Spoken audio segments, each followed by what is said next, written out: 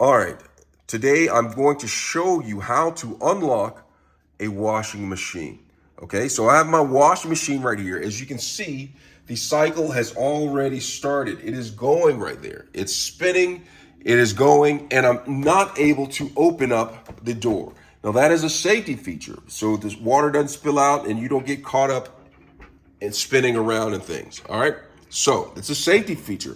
So sometimes you may want to add some more laundry to it, or maybe you made a mistake and you just want to get in there, pull the clothes out and do whatever. You can see the water has already started running right here.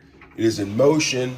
So the cycle has started. So you want to go ahead and unlock this. And so what you basically do is, you can see right here.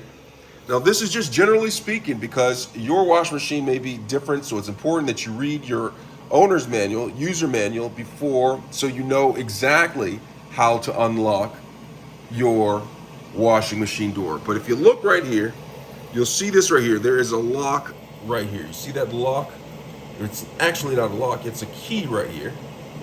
All right, so how you open it up is, all right, you're gonna come up here and then you are going to find the start button or the pause button. And you press this, and it doesn't, if the cycle has already started, it's not gonna unlock right away, okay? But eventually it does. You see it clicked off, and now I'm able to open it and make adjustments to the laundry right there. When I'm done, I can add something back in there if I need to. Go ahead and shut the door, press start, and it locks back up right there. All right, so that's how you unlock a washing machine. This particular washing machine. Your washing machine may be a little bit different. It's important that you read your owner's manual so you know how to do it exactly. All right, thanks a lot for watching.